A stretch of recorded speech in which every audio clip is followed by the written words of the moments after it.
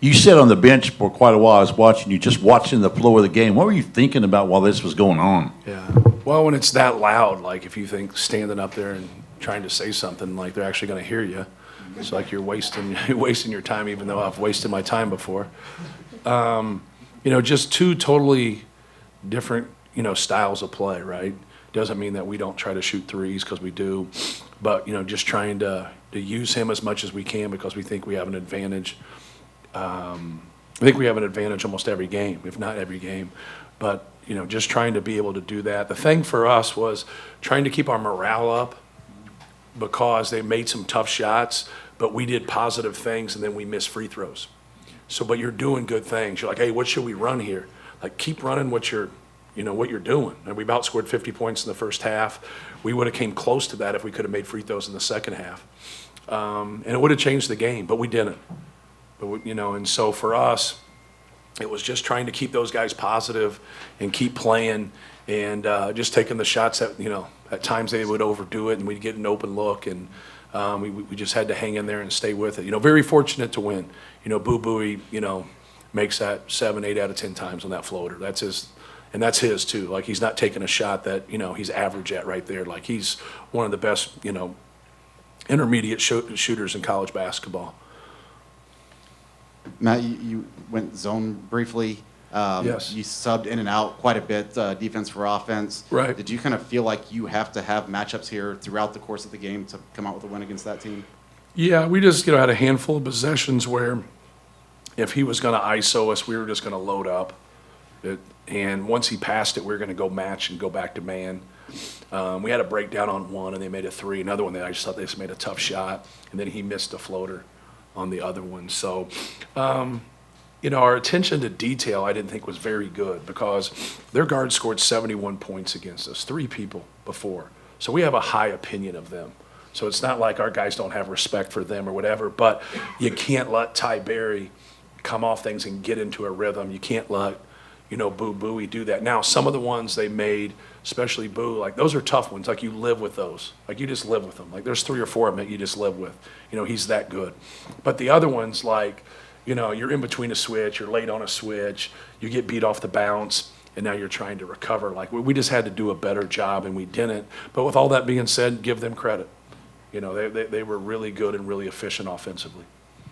Matt, did Braden play like one of the top 10 point guards in the country? And what did you think about, especially in overtime? I think he had like 4 or 5 assists in a basket.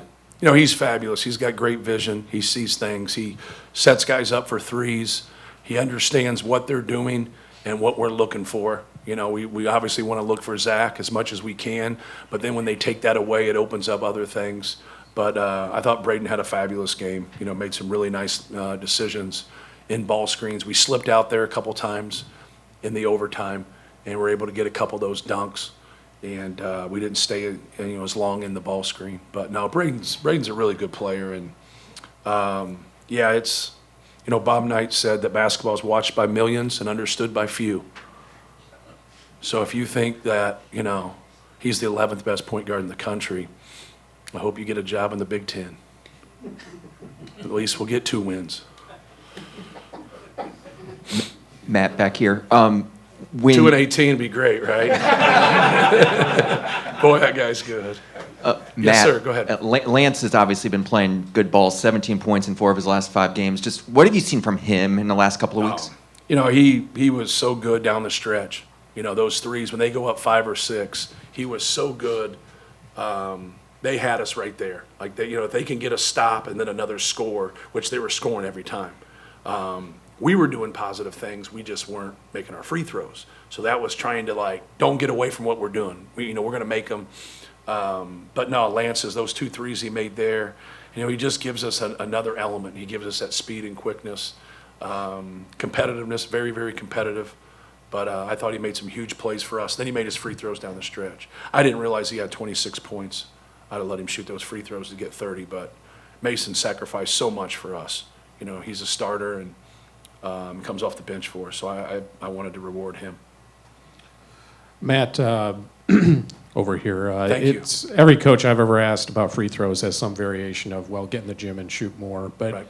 It's a big difference between shooting in the gym and pressure free throws that you Right. had in the second half of this game. What kind of approach can you take to dealing with the pressure of free throws and Yeah. key situations? Well, if that's it, and it's not, mechanical, like you go and look at their mechanics and see, Zebo lets the ball come off the side of his hand, so whenever he misses, he doesn't stay under it. So that's what I'm always talking to him about, like, stay under it, stay under it. And that's where he normally misses in his free throws. Trey just has to get in rhythm right there. I thought Trey did some really good things. But I can't have two guys out there that's splitting free throws or missing front ends of 1-and-1. So he got stuck, and, we went back with Mason. But, we do pressure free throws in practice, but, it's not 14,000 people, right?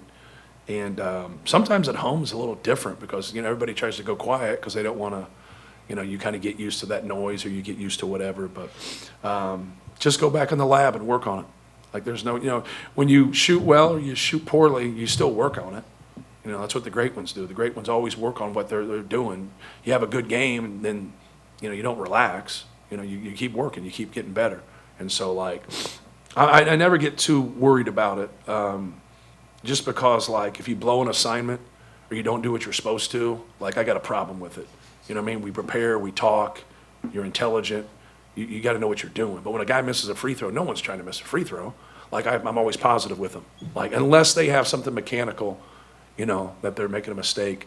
Because now you get into the psychic if you talk to them about, what they're doing. Like Coach Lusk, one of our assistants, he works with Trey every day. Every day.